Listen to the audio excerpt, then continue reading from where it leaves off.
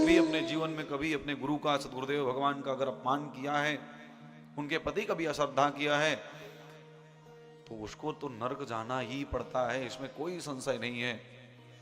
जो सतगुरु संग ईर्ष्या करही, रव रव नरक कोटि युग परही।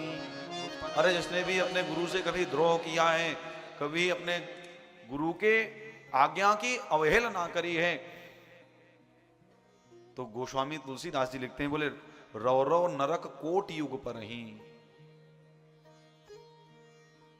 1 करोड़ युग तक, वर्ष भी नहीं, युग। भैया जहां जैसी अगर आपने दीक्षा ले ली है, जैसे भी हैं, अपने मन में यह धारणा करो कि इस दुनिया के सबसे सिद्ध अगर कोई महापुरुष हैं तो वो हमारे गुरुजी हैं। इस दुनिया में अगर कोई सबसे बड़ा योगी है तो वो हमारे गुरुजी हैं। इस दुनिया में अगर कोई सबसे बड़ा भक्त है तो वो हमारे गुरुजी हैं। अगर ऐसी भावना गुरु चरणों में हो जाए, यद्यपि अगर गुरु सामर्थ्यशाली भी नहीं हुए तो गुरु का स्वरूप श्री ठाकुर ही धारण करके आते हैं और जीव का कल्याण कर देते हैं। इसलिए गुरु चरणों में प्रीति कैसी होनी चाहिए, तो संत जन कहते हैं, बोले जैसे भंवरे का स्नेह होता है कमल के प्रति, वैसे ही आपके मन रूपी भंवरे का भी स्नेह श्री सद्गुरुदेव भगवान के पाद पद्मों में होना चाहिए। और अगर कभी आपके जीवन में गुरु के प्रति दोष आने लगे तो समझ लेना कि अब हमारे विनाश का द्वार खुलने वाला है।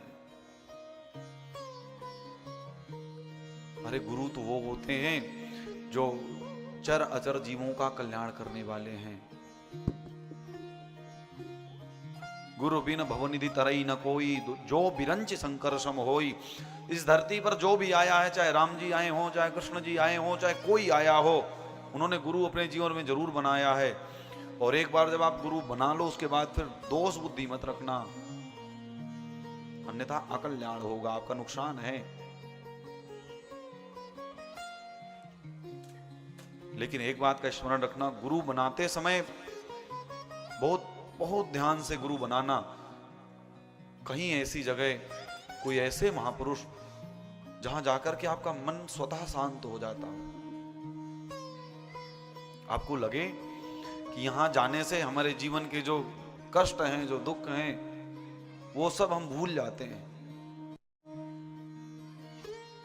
जीवन में कोई ऐसा स्थान बनाइए जहां जाकर के आप अपना सर झुका सकें। पूरी दुनिया में तो अहंकार के कारण महाराज गर्दन उठाए घूमते हैं। कोई तो एक ऐसा स्थान हो जहां जाकर के हम अपने आप को न्यौछावर कर सकें। ऐसी स्थिति में, ऐसे स्थान में जाकर के और फिर अपने आप को संपूर्ण न्यौछावर कर देना है। और एक बार गुरु कृपा हो जाए महाराज, तो क्या होता है, बोले प्रयच्छति गुरोह प्रीतो वैकुंठम योगी दुर्लभम। गुरुजी प्रसन्न हो गए तो उस नारायण को आपकी झोली में कब ला करके डाल देंगे आपको पता भी नहीं चलेगा।